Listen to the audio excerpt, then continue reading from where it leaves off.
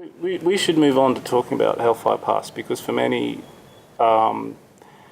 pilgrims/tourists or people taking time out of their holidays from Britain, from Australia, this is an important site. It's a dramatic culmination. I've read somewhere that certain people found Kanchaburi quite an anticlimax, and yet you get to Hellfire Pass, this extraordinary natural setting, this natural shrine. Which is another hour on the road. Yeah, hour on the road.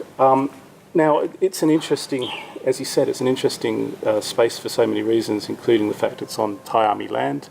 I gathered that recently they had to reduce the space in which of the actual site. Right, yeah. What did you think of it? I mean, it was quite a change in terms of aesthetics. It had the kind of the modern minimalism of a trauma-scape museum, and it was carefully, and it was quiet, and it was all uncluttered, and it was. Yeah, I feel more like with the Hellfire. I feel more like spiritual in a way. So when you enter, you have this kind of sort of what you call that.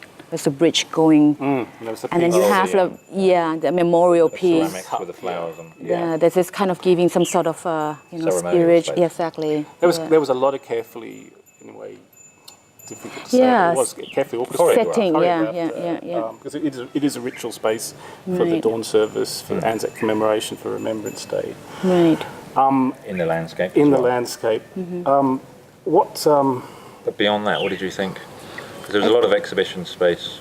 Yeah, the exhibition I think is interesting. It's more details. But what I heard in the past that the museum, the exhibition itself, the interpretation is really more towards like Australian. And the Allies. The Allies, but not so much. But it's about Australian soldiers and the hardship they went through, etc. This was interesting because I read a similar argument. We asked the assistant director, had there been a revamp? She seemed to think not. But she very confidently. No, she said it was a revamp, but the narrative didn't change. Yeah, the text panels didn't change and all that. But what was clear was the Romusha. Everything was, we talk about whitewashing of history potentially a little bit in Kanchaburi, some of the sites there, but here the Romusha, the Asian labourers, conscripted labourers, or indentured but misled labourers, were very much a part of all the text panels. Not really briefly appeared in the film there, but not really part of the exhibition because of the lack of maybe material. Well, I think cultural remains. I went away thinking this is a real 90-10 landscape in the sense that it doesn't quite work statistically, but it's not far off in that 90% of the deaths were Asian, 10% or 12% were from the Allied forces. And I'd say the representation is actually in reverse in terms of the sites. So I think, and there's an attempt in that Hellfire Pass to address that. And I was thinking through why is that 90-10 ratio and its reverse come about. And I think there's really interesting 3 or 4, or 5 or 6 kind of factors that have created that scenario in 2017, and I think it will make quite an interesting academic paper. So yes, there was text dedicated to it in the Hellfire Museum, but that's all you have. You don't have any pictures, there's no photographs of the Asian labourers, the Asian workforce. There are very little, so the one term, the Romusha, gets to homogenise that whole complex history of how they ended up there, where they lived, so the POW camps. There isn't a great deal of research. Very little research and very little material culture, so there's most of them are illiterate, as I understand it, so there's no diaries kept, so the testimonial narrative has been lost, as opposed to the POWs. There's glass cabinets full of pipes and diaries and other small artifacts that were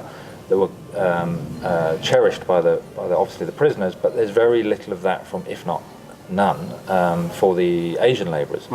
So I think and that's only one of the factors that's led to that situation in 2017 of this 90-10 ratio. I think there's a whole series of post-independent politics, diplomatic agendas that have led to that kind of whitewashing of history. And I think that museum is the first attempt really to redress that imbalance, but I think it only goes a very small part. I was going to say, for Indonesia, for many other post-war decolonising states,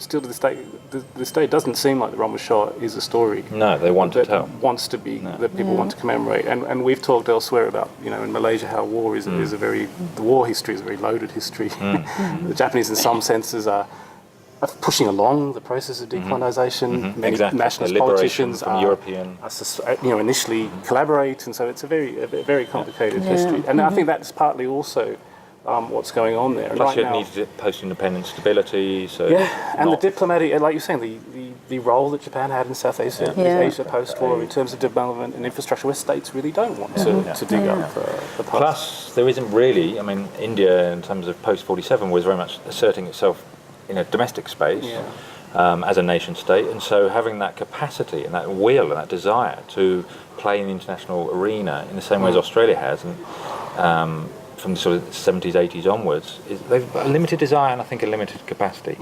And also, so for the UK, there isn't that theatre of World War II in the Pacific is much less important than it is for the US and for Australia, where vis-a-vis the United States, the UK played a much less important role. And I think what's also interesting is I think Joan Beaumont talks about this, and maybe Andrea Whitcomb as well, the ways in which you have that classic escape story and resilience, which is for the UK, it's linked to German, most notably Colditz. And I think for Australia, this is that equivalent. There's an equivalence there that this becomes Southeast Asia, and so you've got Changi Museum, and you've got here. It's a much more powerful story.